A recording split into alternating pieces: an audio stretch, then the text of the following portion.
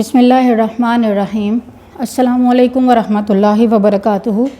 7 class. उम्मीद करती हूँ कि आप सब ईमान और सेहत की बेहतरीन हालत में होंगे। बच्चों, आज हमारा लेक्चर नंबर 19 है। तो सबसे पहले तो हम हदीस से इस लेक्चर का आगाज़ करेंगे।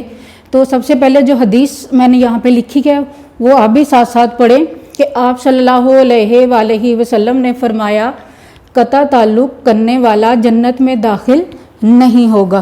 तो बच्चों, अब मैं आपको बताती हूँ कि कता ताल्लुक़ करने वाला किसको कहते हैं। इस हदीस में यहाँ हुजूर सल्लल्लाहु अलैहि वसल्लम ने ताल्लुकात ख़त्म करने वाले आदमी के बारे में फरमाया कि वो जन्नत में नहीं जाएगा।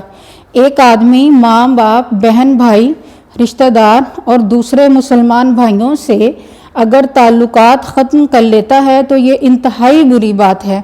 माँ बाप और बहन भाइयों को अपने बेटे और भाई से बहुत उम्मीदें वाबस्ता होती हैं। अगर ऐसा आदमी उनके साथ बोलचाल बंद कर ले, उनसे हर तरह से अलहदा हो जाए तो उनके दिल टूट जाते हैं। तो ये बच्चों, ये आपने भी देखा है कि अगर जो बेटा है या बेटी है अपने वालिदैन से नाराज़ हो जाएं या अपने रिश्तेदारों से नाराज़ हो जाएं तो माँ बाप के दिल टूट जाते हैं, माँ बाप बेचारे परेशान हो जाते हैं।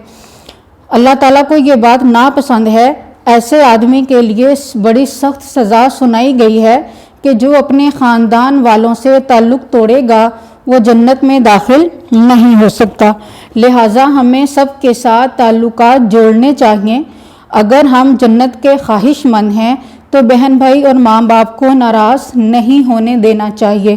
तो इसमें आगे यही बताया है कि अल्लाह ताला ने ताल्लुक़ तोड़ने वाले के लिए सख्त सज़ा रखी है। और अगर हम ये चाहते हैं कि हम जन्नत में जाएं तो हमें अपने वालिदैन और अपने दूसरे रिश्तेदारों के साथ ताल्लुकात किसी भी हालत में ख़त्म नहीं करने चाहिए। तो बच्चों, ये हदीस थी जो हमने आज जिस पढ़ी है और उसका मफ़हूम भी किया है। तो उसके साथ हम जो आज काम करेंगे, हमारे लेक्चर में जो चीज़ें शामिल हैं वो सबक हमने पिछले 2 लेक्चर से स्टार्ट किया हुआ है। मेरी आवाज़ सुनो, उसके हमने कुछ पढ़ाई भी कर ली, अल्फाज मानी भी, और मश्क के कुछ जो सवालात है वो भी हम कर चुके हैं। आज हम करेंगे उसमें मुख्तसर सवालात A to 10 यानी कि 8 से लेकर 10 तक करेंगे। कालम है जिसमें अल्फाज मुतरादिफ शामिल हैं और अल्फाज व मुहावरात का जुमलों में इस्तेमाल है। तो सबसे पहले बच्चों हम कालम करते हैं। कालम में ये एक साइड पे ये अल्फाज लिखे हुए हैं। देखें, सबसे पहले परिंदा, हरियाली, दर्द, तरक्की, दौर, तबाही, संगदिल। तो इसी तरह दूसरा जो कॉलम बे है उसमें भी है कमाल, ज़माना, जालिम, बर्बादी, तकलीफ, तायर, सब्ज़ा। तो बच्चों, हमने क्या करना है कि जो कॉलम जीम है इसमें हमने कॉलम अलिफ के अकॉर्डिंग या इसके हिसाब से हमने इधर सही वाला मुतरादफ लिखना है। यहाँ से देख के इस कॉलम बे के दरमियान में यहाँ पे थोड़ी नंबरिंग भी कर दी गई है कि देखें 7 तक नंबरिंग है। तो इसके अंदर भी की हुई है कि कौन सा लफ्ज़ किस नंबर के साथ आना है। तो सबसे पहले परिंदा, तो यानी कि इसके साथ क्या आएगा, तायर। ये देखें, दूसरा है हरियाली, सब्ज़ा, दर्द, तकलीफ, तरक्की, कमाल, दौर, ज़माना, तबाही, बर्बादी, संगदिल, जालिम। तो बच्चों, इसको करने से पहले आप लोग भी यहाँ पे इसकी नंबरिंग कर लें, ठीक है। जब आप नोटबुक पे काम करें तो आप भी इन लफ्ज़ों के साथ नंबरिंग कर लें। फिर यहाँ से देखकर आप यहाँ से ढूंढ के इसके साथ भी नंबरिंग कर सकते हैं और फिर इन लफ्ज़ों को आप यहाँ पे लिख लेंगे तो आपको ये काम करने में आसानी होगी। आप लोगों ने इसको साथ साथ अपनी कॉपी पे लिखना भी है, ठीक है। जब बच्चों लेक्चर सुने अपनी नोटबुक और बुक पास रखें और ये साथ साथ आप लिखते भी जाएं। तो ये तो जो हमने आज कॉलम है अल्फाज मुतरादिफ वो किए हैं। इसके साथ हमने मुख्तसर सवालात करने हैं। इससे पहले जो 2 लेक्चर हुए हैं बच्चों उसमें हमने 1 से लेकर 7 तक मुख्तसर सवालात कर लिए हैं। तो आज हम 8 से लेकर 10 तक करेंगे, 8 to 10 करेंगे, क्योंकि ये जो मश्क थी इसके अंदर 10 मुख्तसर सवालात हैं। तो सबसे पहले बच्चों, पहले की तरह हम इस सवालों के जवाब यहाँ पे लिखे हुए हैं, हमने इनके जो सवाल हैं वो नहीं लिखे, ठीक है। तो हम यहाँ पे सवाल इसके पढ़ेंगे ही, तो लेकिन जवाब जो है वो यहाँ से पढ़ के सुना देती हूँ। सिर्फ मैं आपको यहाँ पे इनके जवाब जो लिखे हुए हैं यहाँ से आपको पढ़ के सुनाऊंगी और सवाल बुक के अंदर से, ठीक है। तो सबसे पहला है, जहरीले पानी में रहने वाले जानवरों का जहरीली पानी पर उनके आबी मखलूक पर क्या असरात होते हैं। सबसे पहला सवाल था कि जहरीले पानी में रहने से आबी मखलूक पर क्या असरात होते हैं। तो पहले बच्चों सवाल नंबर 8 जो है ये उसका जवाब लिखा हुआ है कि जहरीले पानी में रहने से आबी मखलूक मर जाती है। तो बच्चों ये हमने जब रीडिंग की थी इसकी, उसमें भी ये तफसील से हमने पढ़ा था कि जो ज़मीन है, जो आप बीती सुना रही है ज़मीन, तो उसने बड़े दर्दनाक अंदाज में हमें ये बताया था कि इंसान बहुत बेहिस और जालिम हो गया है कि वो ख़तरनाक और जो नुकसानदेह केमिकल हैं वो पानी में डाल देता है, जिसकी वजह से ये होता है कि पानी में रहने वाली जो मखलूक है वो मर जाती है, जान से हाथ धो बैठती है। इसलिए जालिम है जो इंसान है वो बहुत जालिम है। तो उसका हमने इसका ये जवाब लिखा है कि जहरीले पानी में रहने से आबी मखलूक मर जाती है। आगे जो सवाल नंबर 2 है, यानी कि सवाल नंबर 9 जो है वो है, यौम अर्स क्यों मनाया जाता है। यौम अर्स क्यों मनाया जाता है। हमने इस सबक में पढ़ा था कि 22 अप्रैल को यौम अर्स मनाया जाता है, और क्यों मनाया जाता है ये हम यहाँ पे अभी पढ़ते हैं। यौम अर्स इसलिए मनाया जाता है कि इंसान उन ख़तरात से आगाह हो सके जिनकी वजह से ज़मीन का कुदरती माहौल ख़राब हो रहा है। क्या इसका जवाब है कि यौम अर्स इसलिए मनाया जाता है कि इंसान उन ख़तरात से आगाह हो सके जिनकी वजह से ज़मीन का कुदरती माहौल ख़राब हो रहा है, ठीक है बच्चों। अब आगे सवाल नंबर 10 है, कुदरती माहौल को बचाने के लिए हम क्या कर सकते हैं। कि कुदरती माहौल जो ख़राब हो रहा है उसको बचाने के लिए इंसान क्या कर सकता है। ये आगे जो सवाल है वो है, उसका जवाब है। उसके बच्चों यहाँ पे मैंने 6 पॉइंट लिखे हैं। नंबर 1 है, जहरीले मादे ज़मीन में दफन कर दिए जाएं। ये कौन से जहरीले मादे जो कारखानों और फैक्ट्रियों से निकलते हैं उनको हम ज़मीन में दफन कर दें। नंबर 2 है, ऐसी गाड़ियों का इस्तेमाल करें जिनसे धुआं ना निकले। क्या है, ऐसी गाड़ियों का इस्तेमाल करें जिनसे धुआं ना निकले। और नंबर 3, ज़्यादा से ज़्यादा दरख्त लगाए जाएं। नंबर 4, फसलों पर जहरीली अद्वियात और कीमियाई खादों का इस्तेमाल कम करें। नंबर 5, रोज़मर्रा के इस्तेमाल के लिए प्लास्टिक के थैलों का इस्तेमाल कम करें। यानी कि बच्चों जो हम हर रोज़ अपनी जो रोज़मर्रा की चीज़ें लेने जाते हैं, बाज़ार में शॉपिंग करने जाते हैं, तो छोटी से छोटी और खाने वाली चीज़ें भी हम लोग ये प्लास्टिक के थैलों में यानी कि शॉपर में डाल के लाते हैं। तो इसके लिए ज़मीन ने कहती है कि अगर हम प्लास्टिक के थैले कम से कम इस्तेमाल करें तो बहुत हद तक जो माहौल आलूदा हो रहा है उसको बचाया जा सकता है। नंबर 6, लोगों में शऊर पैदा करने के लिए आगाही प्रोग्राम तरतीब दिए जाएं। यानी कि ऐसे प्रोग्राम तरतीब दिए जाएं जिनमें लोगों को भी बताया जा सके कि ज़मीन को साफ़ सुथरा रखने के लिए क्या तरीके अपनाए जा सकते हैं। ठीक है बच्चों, ये हमने जो मुख्तसर सवालात थे A to 10 वो हमने किए हैं। अब हमने आगे वाला जो सवाल है वो है जुमले बनाने हैं, अल्फाज व मुहावरात को जुमलों में इस्तेमाल करना है। तो बच्चों आप लोगों ने ये जो सबक है, ये जो हमने लिखे हैं, इन सब को आपने नोटबुक के ऊपर साथ साथ लिख लेना है। ठीक है, तो अब मैं इनको रेस करके यहाँ पे जुमले लिखूंगी।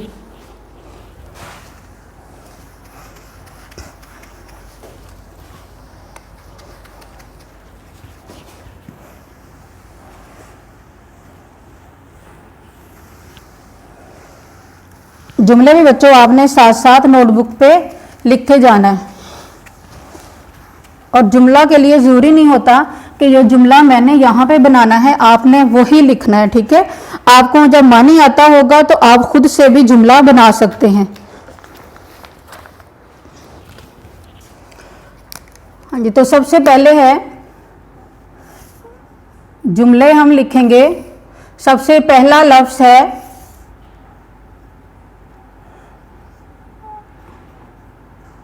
हुलिया बिगाड़ना। सबसे पहला क्या लफ्ज़ है? हुलिया बिगाड़ना। उसका जुमला हम बनाएंगे, आप कोई और भी बना सकते हैं। पुलिस ने मार मार कर चोर का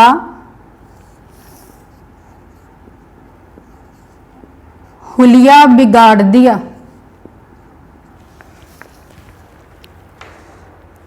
नंबर 2 है जेरे आब। जेरे आब का क्या मानी पड़ा था? जेर नीचे, आब पानी। जेरे आब पानी के नीचे। जेरे आब का जुमला हम बना रहे हैं यहां पे। आबी मखलूक जेरे आब रहती है। बच्चों आप और भी बना सकते हैं, ठीक है, कोई जरूरी नहीं है आपने यही जुमले लिखने, बल्कि और बनाने की कोशिश किया करें। आगे है नंबर 3 है आहें भरना। आहें कब भरते हैं? ठंडी आहें भरना, यानी कि जब कोई अफसोस, दुख, कोई बात हो रही हो तब। तो इसका जुमला है आहें भरना माँ बेटे की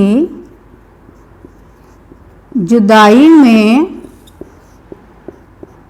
दिन रात आहें भरती है। माँ बेटे की जुदाई में दिन रात आहें भरती है।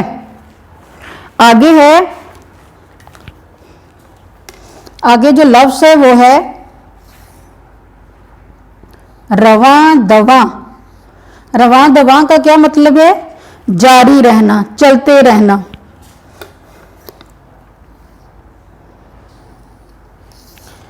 तो रवां दवा का जुमला हम लिखेंगे अब।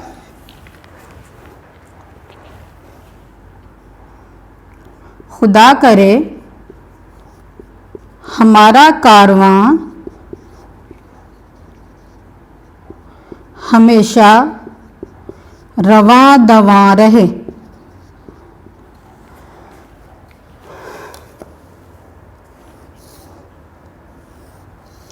अब आगे हम बनाएंगे जुमला, वो है दोबर होना। दोबर होना का क्या मतलब है? मुश्किल हो जाना। दोबर होना। तो इसका जुमला हम बनाएंगे आलूदा फजा में सांस लेना दोबर हो गया है। आलूदा फजा में सांस लेना दोबर हो गया है। अब आगे जो जुमला है वो है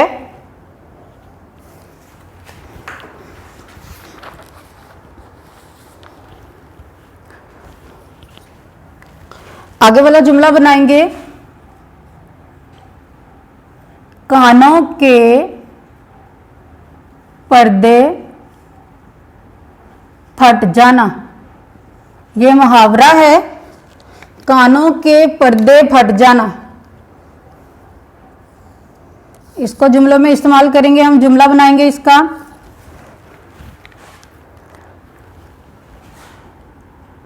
मेले में शोर की वजह से मेरे कानों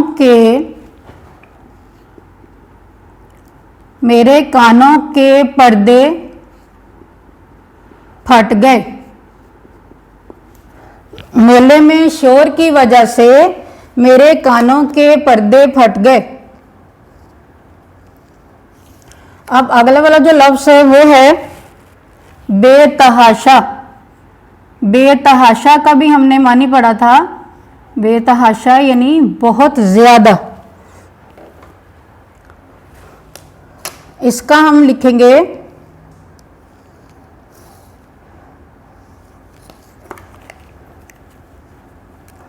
बाजार में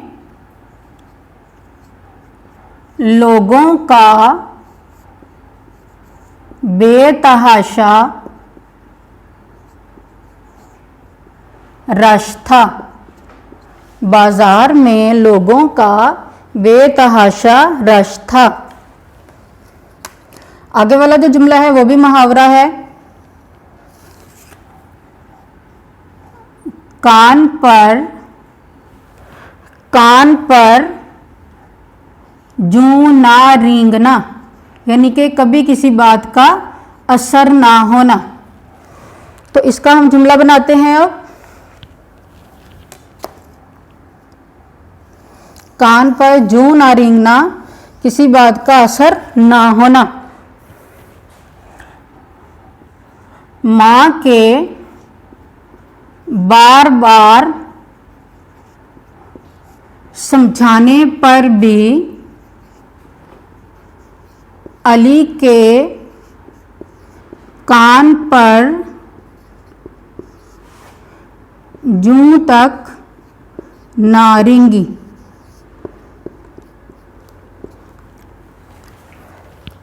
आगे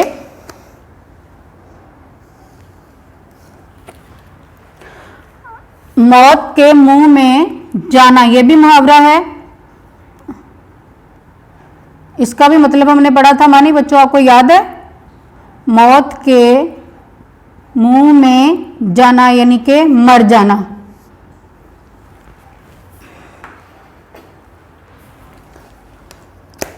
इसका जुमला बनाते हैं अब हम। मौत के मुंह में जाना।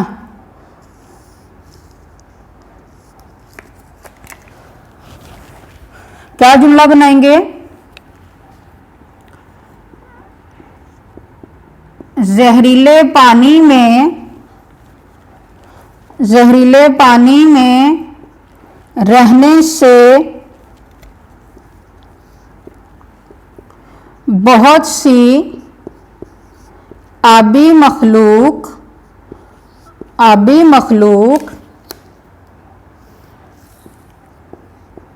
मौत के मुंह में चली जाती है। जहरीले पानी में रहने से बहुत सी आबी मखलूक मौत के मुंह में चली जाती है। तो बच्चों ये आपने ये साथ साथ लिखने हैं बच्चों, क्योंकि आगे वाला काम करने के लिए हमें इसको थोड़ा रेज करना पड़ेगा, ठीक है? तो आप साथ साथ इनको लिख लें। आगे वाला जो जुमला है वो है रवा रखना। रवा रखना का जुमला हम बनाएंगे। रवा रखना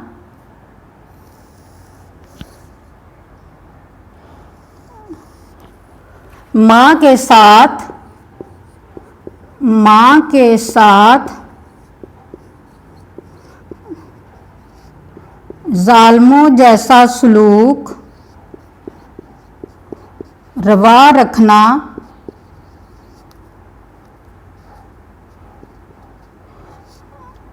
अच्छी बात नहीं। रवा रखना का मतलब होता है बच्चों किसी काम को जारी रखना, यानी कि जायज समझते हुए, जायज समझना किसी काम को कि ये हम सही कर रहे हैं।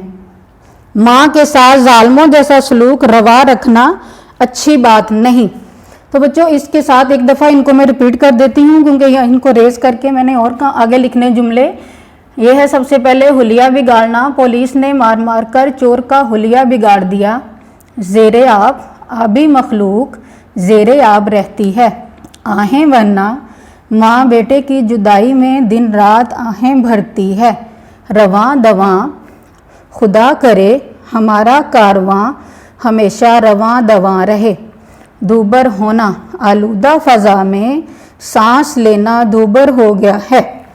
तो बच्चों इनको हम कब रेस करते हैं, ताकि आगे वाले जो जुमले हैं वो यहाँ पे लिख लें।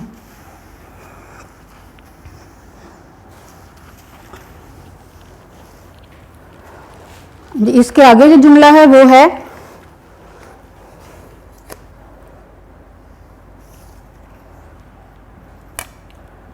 हाथ जोड़ना। तो इसका जुमला बनाते हैं अब हम। हाथ जोड़ना क्या होता है? इल्तिजा करना, मिन्नत करना। कोई माफ़ी मांगने के लिए ही हाथ नहीं जोड़े जाते। फकीर के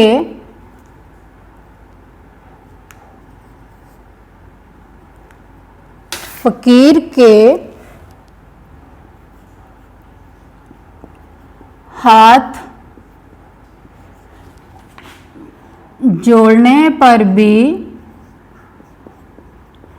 गाड़ी वाले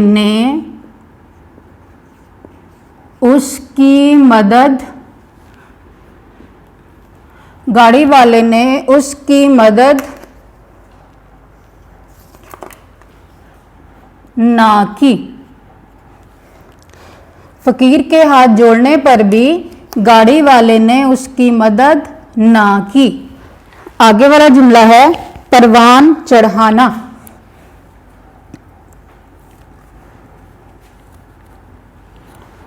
परवान चढ़ाना यानी कि इसका क्या मतलब हमने पढ़ा था? परवान चढ़ाना, परवरिश करना, बड़े करना, पालना पोसना, ये इसके मानी हैं। माँ बड़े प्यार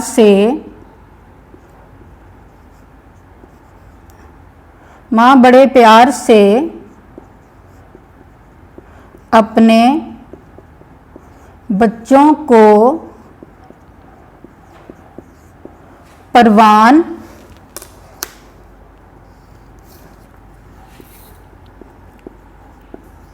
चढ़ाती है। माँ बड़े प्यार से अपने बच्चों को परवान चढ़ाती है। तो बच्चों ये जुमले हैं जो हमने आज किए हैं। यहाँ से एक दफ़ा, बाकी इधर वाले रिपीट हो गए थे, ये एक दफ़ा कर देते हैं हम लोग। कानों के पर्दे फट जाना, मेले में शोर की वजह से मेरे कानों के पर्दे फट गए बेतहाशा। बाजार में लोगों का बेतहाशा रश था। कान पर जूं ना रेंगना, माँ के बार बार समझाने पर भी अली के कान पर जूं ना रेंगी। मौत के मुंह में जाना, जहरीले पानी में रहने से बहुत सी आबी मखलूक मौत के मुंह में चली जाती है। रवा रखना, माँ के साथ जालिमों जैसा सलूक रवा रखना अच्छी बात नहीं। हाथ जोड़ना, फकीर के हाथ जोड़ने पर भी गाड़ी वाले ने उसकी मदद ना की। परवान चढ़ाना, माँ बड़े प्यार से अपने बच्चों को परवान चढ़ाती है। तो बच्चों ये हमारा आज का लेक्चर है। इसमें हमने एक तो कॉलम किया है जिसमें अल्फाज मुतरादिफ हैं और उसके साथ 3 हमने मुख्तसर सवालात और जुमले किए हैं। तो बच्चों आपने ये लेक्चर सुनने के दौरान इसको लिखना है, और अगर कोई आपको प्रॉब्लम हुई, कोई मसला हुआ, तो आपने नेक्स्ट डे होम स्कूलिंग की जो क्लास होगी उसमें अपने टीचर से डिस्कस करना है। बच्चों अपना ख्याल रखें, नमाज की पाबंदी करें। अल्लाह हाफिज़।